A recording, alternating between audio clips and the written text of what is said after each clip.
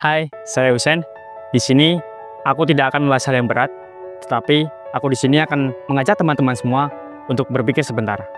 Soal penting yaitu korupsi. Kenapa sih mahasiswa perlu peduli tentang hal itu?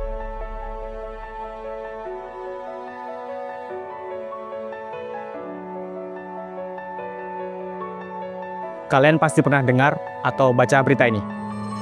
Hampir 1 kuadriliun itu bukan angka yang biasa.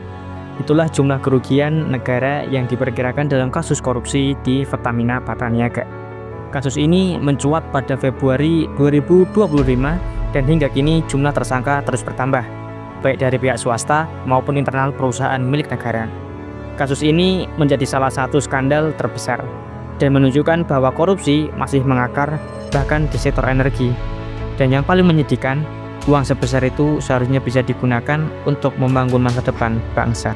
Ya, coba bayangin, suatu negara rugi sampai 1 kuadriliun cuma karena satu kasus korupsi.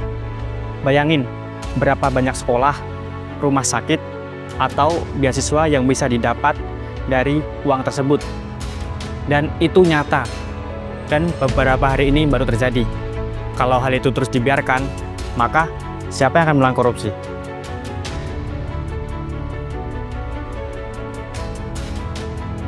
Kita sebagai mahasiswa bisa dibilang sebagai agen of change atau agen perubahan.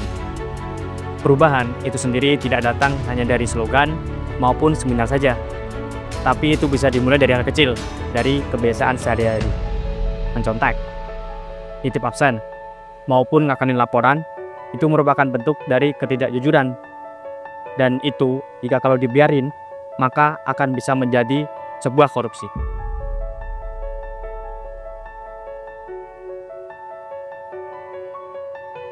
Korupsi itu sendiri bukan hanya soal hukum saja, tetapi soal integritas. Soal diri kita, waktu nggak ada yang lihat. Hari ini, kita bisa jujur saat di kelas. Mungkin besok waktu kerja, kita bisa jujur juga. Dan suatu saat mungkin kita megang jabatan, dan kita nggak akan tergoda untuk mengambil uang rakyat.